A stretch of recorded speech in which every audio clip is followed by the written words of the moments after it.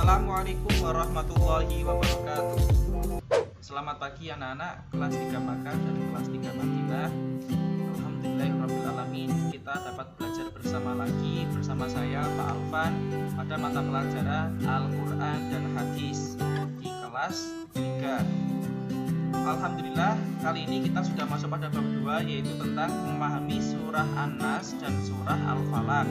Silakan anak-anak disiapkan buku paketnya dan disimak video ini baik-baik. Kita mulai. Yang pertama, mengenal surah An-Nas. Surah An-Nas adalah surah ke-114 di dalam Al-Quran. Surah An-Nas adalah surah terakhir di dalam Al-Quran. Jadi Al-Quran isinya ada 114 surat dan surah An-Nas merupakan surat yang paling akhir. Selanjutnya, An-Nas artinya adalah manusia. Surah An-Nas terdiri dari 6 ayat. Nah, selanjutnya surah An-Nas dan surah Al-Falaq disebut Al-Mu'awwidzatain. Artinya yaitu dua surah yang menuntun pembacanya menuju tempat perlindungan. Kita lanjutkan. Asbabun nuzul surah An-Nas dan surah Al-Falaq, yaitu sebab turunnya surah An-Nas dan surah Al-Falaq. Ceritanya yaitu ini. Surah An-Nas diturunkan berkaitan dengan seorang Yahudi bernama Lubaid bin Asyam yang menyihir beliau di sini yaitu Nabi Muhammad, melalui media pelepah kurma berisi rambut beliau yang rontok ketika bersisir. Beberapa gigi sisir dan rambut itu diikat dengan 11 ikatan benang yang ditusuk jarum. Karena kejadian inilah Allah SWT menurunkan surah An-Nas dan surah Al-Falaq. Setiap satu ayat dibaca, maka lepaslah satu ikatan hingga beliau membaca 11 ayat, yaitu surah An-Nas 6 ayat dan surah Al-Falaq 5 ayat. Dengan demikian, 11 ikatan tadi seluruhnya lepas dengan 11 ayat ini. Selanjutnya, lafal dan arti surah An-Nas. Mari kita baca bersama-sama. Bismillahirrahmanirrahim. Dengan menyebut nama Allah yang Maha Pengasih, Maha Penyayang. Qul a'udzu birabbin nas. Qul, katakanlah, a'udzu, aku berlindung, birabbin nas, kepada Tuhannya manusia. Malikin nas, raja manusia. Ilahin nas, sembahan manusia. Min syarril waswasil khannas. Min syarri, dari kejahatan atau bisikan. Al waswasil khannas, setan yang bersembunyi. Selanjutnya, alladzi yuwaswisu fi syuturin nas. Alladzi yuwaswisu, yang membisikkan dalam kurung kejahatan, fi syuturin nas, ke dalam dada manusia.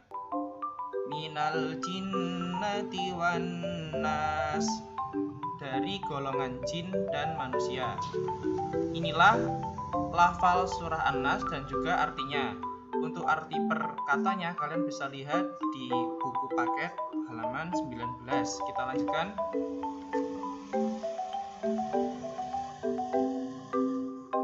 Kandungan surah An-Nas. Yang pertama, surah An-Nas mengandung isti'adzah, artinya permohonan perlindungan kepada Allah SWT dari segala kejahatan iblis dan bala tentaranya yang dapat melalaikan manusia dengan menebarkan was-was pada diri mereka. Jadi surat An-Nas ini dibaca agar kita terhindar dari was-was yang disebabkan oleh bisikan-bisikan setan. Selanjutnya, 3 ayat pertama dari surah An-Nas menunjukkan sifat Allah Subhanahu wa taala. Tadi dikatakan qul a'udzu birabbin nas. Yang ayat pertama birabbin nas, yaitu Allah itu Tuhan seluruh manusia. Malikin nas, yaitu kedua Allah sebagai pemilik manusia, pemilik seluruh makhluk. Tidak ada pertolongan kecuali dari pemiliknya. Artinya Allah lah sang khalik, sang pencipta, dan semuanya kita termasuk makhluk yang diciptakan oleh Allah. pemiliknya adalah Allah. Selanjutnya ketiga, Malikin Nas, ketiga Ilahin Nas, Tuhannya manusia. Jadi ketiga, Allah sebagai Tuhan yang berhak disembah, hanyalah Allah yang berhak disembah. Selanjutnya isi kandungan ketiga, rasa was-was ini ada kalanya datang dari jin dan manusia. Nah, inilah isi kandungan dari surah An-Nas. Kita lanjutkan. Yang kedua, mengenal surah Al-Falaq. Kita mulai. Surah Al-Falaq adalah surah yang ke-113 di dalam Al-Quran. Jadi, surah sebelum surah An-Nas tadi. Kalau surah An-Nas yang ke-114, maka surah Al-Falaq bernomor ke-113. Selanjutnya, surah Al-Falaq terdiri dari 5 ayat. Al-Falaq mempunyai arti waktu subuh. Surah Al-Falaq tergolong surah Makkiyah atau diturunkan di kota Mekah. Nah, selanjutnya surah An-Nas dan surah Al-Falaq disebut Al-Mu'awwidhatain, yang tadi artinya dua surah yang menuntut pembacanya menuju tempat perlindungan. Juga disebut dengan Al-Muqashqishatain, artinya dua surah yang membebaskan manusia dari kemunafikan. Kita lanjutkan.